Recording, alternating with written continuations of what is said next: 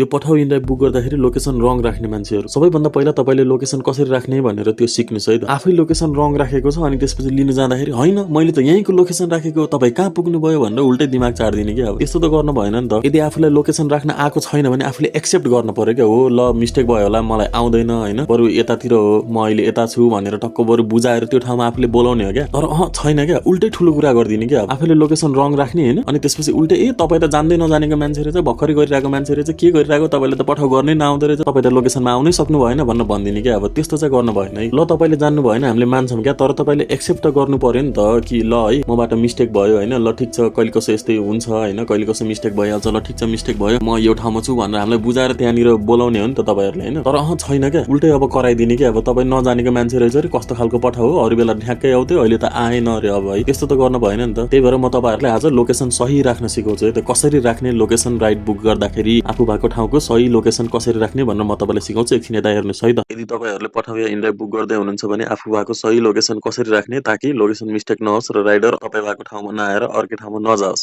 त्यसको लागि चाहिँ म लोकेसन कसरी सही राख्ने भनेर म देखाउँदै छु है त। ल हेर्नुस् यो चाहिँ भयो हाम्रो इनड्राइभ हैन।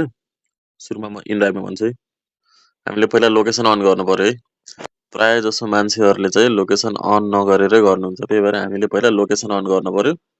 त्यही देखाउँछ नत्र यहाँबाट यो लोकेसन यो लोकेसन भयो नि हो यो लोकेसन अन गर्नु पर्यो। अनि त्यसपछि पहिला where to and for how much भने हैन यसमा क्लिक गर्ने। अनि यसमा क्लिक गरेर सबैभन्दा पहिला यहाँ माथि यो चाहिँ हामी भएको लोकेसन यो चाहिँ हामी जानुपर्ने लोकेसन। अनि यो चाहिँ पहिला यो हामी भएको लोकेसनमा हामीहरु जाने। किन भन्दा यसमा सुरुमै राइट लोकेसन दिएको हुन्छ भन्ने हुँदैन हैन। त्यही भएर यसमा जाने अनि यसमा गएर चाहिँ चुज अन म्याप भन्ने छ नि यहाँ चुज अन म्यापमा पहिला क्लिक गर्ने। अनि कहिले कस चाहिँ जस्तै अब हामी कहाँ हुन्छौं भन्दाखेरि हामी भएको यो ब्लु डटमा छौं हामी यो ब्लु डट जहाँ छ नि त्यहाँ हो हामी। तर कहिले कसो लोकेसन यहाँ आफै अटोमेटिक गइदिन्छ कहिले कसो यहाँ अटोमेटिक गइदिन्छ हैन। अनि यसरी यता उता गयो भने राइडरहरु त अब जहाँ यो जान्छ त्यही जाने हो हैन। त्यसैले हामीले यसलाई चाहिँ ठ्याक्क यो ब्लु डटमै राख्नु पर्यो। यसरी ब्लु डटमा राख्ने ब्लु डट राख्यो भने अलिकति उता जान्छ कहिले कसो ब्लु डटमै राख्नु पर्यो यसलाई। नत्र अझ यसरी जुम गर्ने अनि टक्क अब तपाई यो घर भित्र हुनुहुन्छ भने यसरी टक्क रोडमा यहीँनिर यसरी राख्ने। यी फेरि यता सर्छ यस्तो हुन्छ के फेरि यहीँनिर राख्ने अब चाहिँ त्यहीँनिर भयो। अनि यसलाई डन गरिदिने।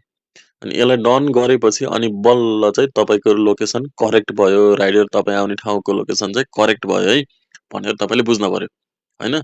यसको लागि चाहिँ यति नै हो। अनि यो करेक्ट भएपछि अनि बल्ल अब यहाँदेखि तपाईले अब कहाँ जाने अब यसरी गरेर तपाईले राइड बुक गर्न सक्नुहुन्छ। यो चाहिँ इनड्राइभमा हैन। अब म चाहिँ तपाईलाई पठाउमा भन्छु है त। ल यो चाहिँ अब पठाउ भयो हैन। अनि यो पठाउमा चाहिँ म तपाईलाई भन्छु सबैभन्दा पहिला अब तपाईँ ल यो बाइक चुज गरौँ हैन। अब तपाईँ बाइकमा जानुपर्ने भयो हैन। अनि पठाउमा चाहिँ अब पठाउमा चाहिँ यहाँ सबैभन्दा पहिला अब यहाँ आउन त अटोमेटिक आउँछ तर अटोमेटिक कहिले कसो गलत हुन्छ हैन। त्यसले गर्दाखेरि यसमा क्लिक गर्ने पहिला यसलाई इन्टु गरिदिने। त्यसपछि यहाँ सेट अन म्याप भन्ने छ यहाँ तल हेर्नु त तल यो किप्याडको अलिकति माथि तल यहाँ राइट साइडमा सेट अन म्याप भन्ने छ यहाँ क्लिक गर्ने। अनि यहाँ क्लिक गरेर यदि यो ब्लु डटमा यो मान्छे भएको आइकन देखाइरहेछ भने चाहिँ लोकेसन राइट हो। तर यदि तपाई भित्र हुनुहुन्छ भने कहिले कसो तपाईले यहाँ अब आफ्नो भित्र भएकै ठाउँमा गर्नुभयो भने त अब त्यो अर्कोतिरबाट बाटो छ भने राइडर अर्कोतिरबाट आउन सक्छ हैन। त्यसले गर्दाखेरि चाहिँ तपाईले यो रोड छ नि यो रोड तपाई यता भित्र भए पनि तपाई निस्किने कहाँनिर हो टक्क त्यहाँनिर रोडमा चाहिँ यस्तो क्लिक गरिदिने। रोडमा क्लिक गर्नुभयो भने चाहिँ यो तपाईको पिकअप लोकेसन भयो। अनि यहाँ कन्फर्म पिकअप लोकेसनमा क्लिक गरिदिने अनि बल्ल तपाई कहाँ जानुपर्ने हो ल इन्टरनेसनल ल त्यहाँ जानुपर्ने अनि यसरी गर्ने अनि यसरी यहाँ चुज अन बाइक गरेर क्लिक गर्ने। त्यसपछि यसरी राइड बुक हुन्छ है त। अनि अबदेखि प्यासेन्जरहरुले सबैले यदि अब तपाईहरुले राइड बुक गर्दै हुनुहुन्छ भने चाहिँ पहिला आफू भएको लोकेसन चाहिँ यसरी सेट गर्नु होला। अनि बल्ल कुनै पनि राइडर आउँदाखेरि चुक्किदैन अनि राइडर तपाई भएको लोकेसनमा ठ्याक्कै आइपुग्छ है त। यसरी नै गर्नु होला सबैजनाले है त। नमस्ते सबैजनालाई माइ नेम इज सेन्जो। आज मिसन आइफोनको डे 10 आजको दिन चाहिँ मेरो मान्छेहरु कता छ भनेर लोकेसन खोज्दा खोज्दै गयो। किन भन्दाखेरि आज कति जनाले लोकेसन मिस्टेक गरेको के है। लोकेसन चाहिँ कसैले राम्रोसँग हाल्नै नआउँदो रहेछ। त्यही भएर लोकेसन चाहिँ राम्रोसँग मैले भने जसरी नै हेरेर राख्नु होला सबैजनाले। अनि आजको दिन पनि मैले आइफोनको लागि 100 रुपैयाँ खुत्रीकामा जम्मा गरे र यो 100 रुपैयाँ जम्मा गरेर मिसन आइफोन डे 10 पनि मेरो यही सकियो। धन्यवाद।